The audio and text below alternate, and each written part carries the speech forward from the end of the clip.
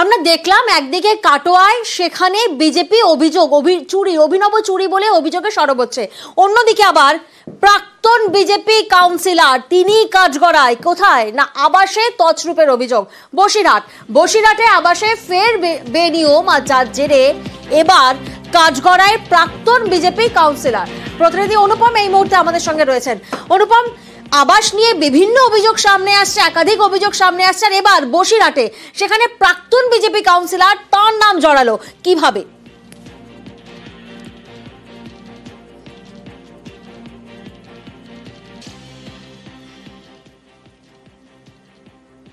নাম তালিকাভুক্ত হয়েছিল আবাসের তালিকায় এবং তাদের টাকাও বরাদ্দ হয়েছিল, কিন্তু সেই টাকার যে বাড়ি পড়েছিল, ঘর তৈরি হয়েছিল, সেখানে কিন্তু যথেষ্ট দুর্নীতির অভিযোগ কিন্তু সামনে উঠে আসছে। কিরকম দুর্নীতি, যে সেই সময় এই 14 নম্বর ওয়ার্ডের কাউন্সিলর ছিল বিজেপির তপন দেবনাথ।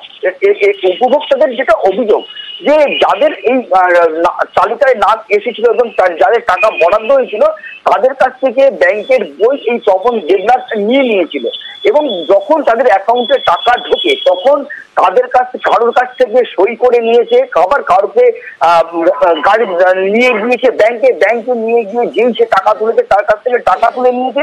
এমনটাই বলেছে যে আমি এটা করে দেবো, আমি বাড়িটা তৈরি করে দেবো, তোমরা বুঝতে পারবে না, আমি বাড়িটা তৈরি করে দেবো, কি নিয়মে বাড়ি করতে হয় আমি জানি, আমি করে দেবো, এই বলে বাড়িগুলো করেছিল। কিন্তু দেখা যাচ্ছে সেই বাড়ির অধিকাংশ বাড়িতে জানলা করেনি, দরজা নেই, কোনো বাড়িতে বাথরুম করেনি, কোনো বাড়িতে রান্নাঘর করেনি, কোনো বাড়িতে রং করেনি, আবার কোনো বাড়ি করেছে যেটুকুনি করেছে সেটুকুনি এই 3-4 বছরের মধ্যে ফাটল ধরে গেছে, খসে পড়ছে, এতটাই নিম্নমানের বাড়ি তৈরি করেছে। একদম সরাসরি কিন্তু এই যে বিজেপির প্রাক্তন বিজেপি কাউন্সিলরের বিরুদ্ধে একাধিক অভিযোগ সামনে আসছে।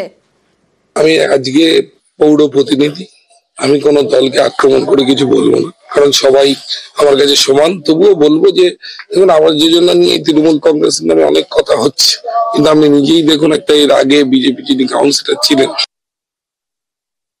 আমার আমলে এমন কোনো ঘটনা হয়নি, সম্পূর্ণ মিথ্যা অভিযোগ। এত বছর পরে তাহলে আজকে কেন এই কথাগুলো আসছে? কিন্তু 2 বছর আগে 3 বছর আগেও তো কথা বলতে পারতো। আমি যখন 15 সালে 16 সালে যখন 17 সালে যখন ঘর যখন দেওয়া হয়েছিল, কল্পনা দেবনাথ যদি বলে থাকে ওর কাছে জন্য আমি নিজে পয়সা পাবো, কমপ্লিট করেননি কেন আমি কি করে বলবো? ছাদটা করে দিয়ে তারপরে যে টাকা ঢুকেছে উনি বললেন আমার বাড়ি এসে যে দিদি ভাই ছইটা করে দেন, ঘরে তো কাজ করাতে হবে, কাজ করে দেবো। এইবার আমি এটা উনি বললো আমার বাড়ির একটু কমজোরি ছিল, সেই কমজোরির জন্য উনি বললো যে দেখ টাকাগুলো নিয়ে তুই তো সব খেয়ে ফেলবি, ঘর তো হবে না, তার থেকে আমি তোরে ঘর করে দেবো একদম। তা আমি ব্যাংকে যেতাম, উনি ব্যাংকের পাশে থাকতো, বলতো কে টাকা তুলছে? তা কল্পনা দেবনাথ।